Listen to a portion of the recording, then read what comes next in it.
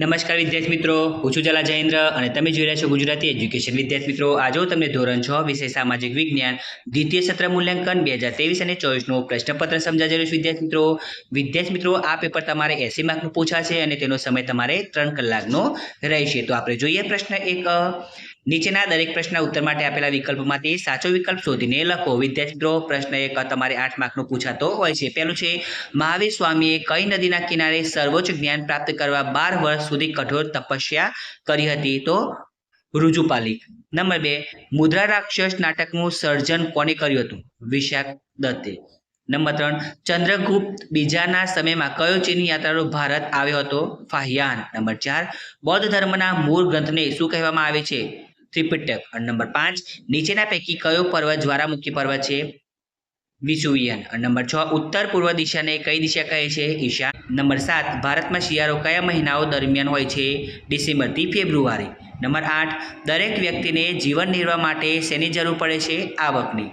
હવે એની અંદર વિદ્યાર્થીઓ ખાલી જગ્યા આપેલી છે અને ખાલી જગ્યા પર તમારે 8 માર્કની પૂછાતી હોય છે. પહેલું છે, ભારતમાં હિમાલય નજીક નેપાળની તરાઈમાં કપિલવસ્તુ નામનું રાજ્ય હતું. બીજું, સારનાથનો સ્તંભ ભારતનું રાષ્ટ્રીય પ્રતીક છે. નંબર 3, પ્રાચીન ભારતના છેલ્લા મહાન સમ્રાટ હર્ષવર્ધન હતા.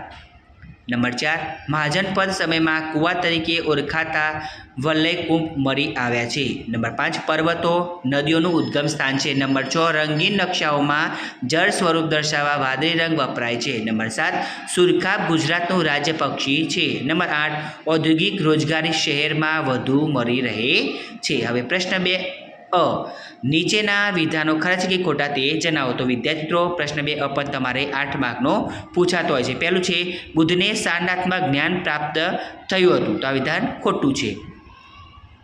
નંબર 2, કલિંગનું રાજ્ય દક્ષિણ ભારતમાં હતું. તો વિદ્યાર્થી મિત્રો, મારે જાતે લખીને મને કમેન્ટમાં જણાવવાનું આવશે કે સાચું છે કે ખોટું છે. નંબર 3, કુમારદેવી લીછવી જાતિની કન્યા હતી. તો આ વિધાન સાચું છે. નંબર 4, નારદ સ્મૃતિનો સમાવેશ કાયદા ગ્રંથમાં થાય છે. સાચું. નંબર 4.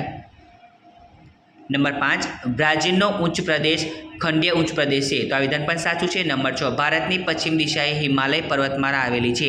તો વિદ્યાર્થી મિત્રો, એનો આન્સર તમારે મને કમેન્ટમાં જણાવવાનો રહેશે. નંબર 7, ભારત મોસમી આબોહવા ધરાવતો દેશ છે. તો સાચું. નંબર 8, શહેરમાં રોજગારી મેળવવી ખૂબ જ આસાન છે. તો આ વિધાન ખોટું છે. હવે એની અંદર જોડકા આપેલા છે. જોડકા તમારે 4 માર્કના પૂછાતો હોય છે. પહેલું છે, સરપંચ. તો એમાં આવશે ગ્રામ પંચાયતના વડા. બીજું છે, તલાટી કમ મંત્રી. તો એમાં આવશે ગ્રામ પંચાયતના વહીવટી અધિકારી. નંબર 3, તાલુકા વિકાસ અધિકારી. તો એમાં આવશે તાલુકા પંચાયત. અને જિલ્લા વિકાસ અધિકારી. તો એમાં આવશે જિલ્લા પંચાયત. વિદ્યાર્થી મિત્રો, એની અંદર નકશામાં નીચેની વિગતો યોગ્ય સંજ્ઞા વેરી યોગ્ય સ્થાને દર્શાવો.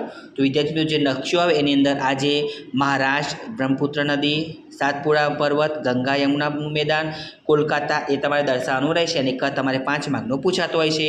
હવે પ્રશ્ન 3, એની અંદર 1-2 વાક્યમાં ઉત્તર તમારે લખવાના છે. ગમે તે 8 લખવાના છે વિદ્યાર્થી મિત્રો, અને પ્રશ્નો તમારે 10 પૂછાતા હોય છે.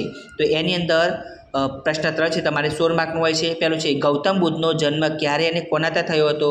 તો ગૌતમ બુદ્ધનો જન્મ ઈસવીસન પૂર્વે 566માં કપિલવસ્તુના વડા શુદ્ધોધન અને માયાવતીને ત્યાં થયો હતો. બીજો પ્રશ્ન, ગૌતમ બુદ્ધ અને મહાવીર સ્વામીએ કઈ ભાષામાં ઉપદેશ આપ્યો? તો લોકભાષા પ્રાકૃત અને અર્ધમાગધીમાં ઉપદેશ આપ્યો હતો. નંબર 3, અર્થશાસ્ત્ર ગ્રંથમાંથી મૌર્ય સામ્રાજ્યની કઈ માહિતી મળે છે? તો અર્થશાસ્ત્ર ગ્રંથમાંથી મૌર્ય સામ્રાજ્યની રાજકીય, આર્થિક અને સામાજિક જીવનની માહિતી મળે છે. નંબર 4, ગુપ્ત સંવતની શરૂઆત કોને કરાવી હતી? તો ચંદ્રગુપ્ત પહેલાંય કરાવી હતી. નંબર 5, પ્રાચીન સમયમાં ભારતમાં કયા કયા પાકોની ખેતી થતી હતી? ઘઉં, જવ, ડાંગર, જુવાર, બાજરી, તલ, સરસવ, વટાણા વગેરેની ખેતી થતી હતી. નંબર 6, ઉપસાગર એટલે શું? દ્રષ્ટાંત આપો. વિદ્યાર્થી મિત્રો, એનો આન્સર મેં લખ્યો નથી, તમારે જાતે કરવાનો રહેશે. નંબર 7, નકશો એટલે શું? પૃથ્વીની સપાટી પર તેના કોઈ એક ભાગનું સપાટ કાગળ ઉપર આલેખન એને નકશો કહે છે. નંબર 8, વિશ્વનું સૌથી ઊંચું પર્વત શિખર કયું છે? તે ક્યાં આવેલું છે? તો માઉન્ટ એવરેસ્ટ 8848 મીટર ઊંચો છે. મહા હિમાલયની પર્વતમાળામાં છે અને તે નેપાળમાં છે. મેયર પોતાના હોદ્દા પર કેટલી મુદત માટે રહી શકે છે? તો 2.5 વર્ષ, એટલે કે 2 વર્ષ ને 5 મહિના રહી શકે છે. નંબર 9, મેયર પોતાના હોદ્દા પર કેટલી મુદત માટે રહી શકે છે? તો 2.5 વર્ષ સુધી રહી શકે છે. નંબર 10, કેવી વ્યક્તિને રોજગારી મેળવવામાં સરળતા રહે છે? ભણેલો, વિવિધ પ્રકારના કૌશલ્યથી ધરાવતી વ્યક્તિને રોજગારી મેળવવામાં સરળતા રહે છે. હવે પ્રશ્ન 4, એની અંદર વિદ્યાર્થી મિત્રો નીચેના પ્રશ્નના ટૂંકમાં ઉત્તર લખો. પ્રશ્ન 4 તમારે 15 માર્કનો પૂછાતો હોય છે વિદ્યાર્થી મિત્રો. એની અંદર પ્રશ્નો કયા કયા છે તમે જોઈ શકો છો.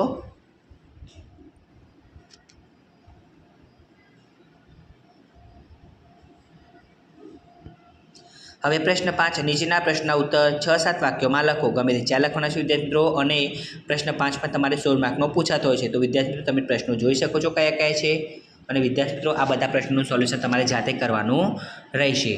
તો વિદ્યાર્થી મિત્રો તમને અમારી આ વિડીયો પસંદ આવ્યો હોય તો વિડીયોને લાઇક કરો, કમેન્ટ કરો, શેર કરો અને સબસ્ક્રાઇબ જરૂર કરો. ધન્યવાદ.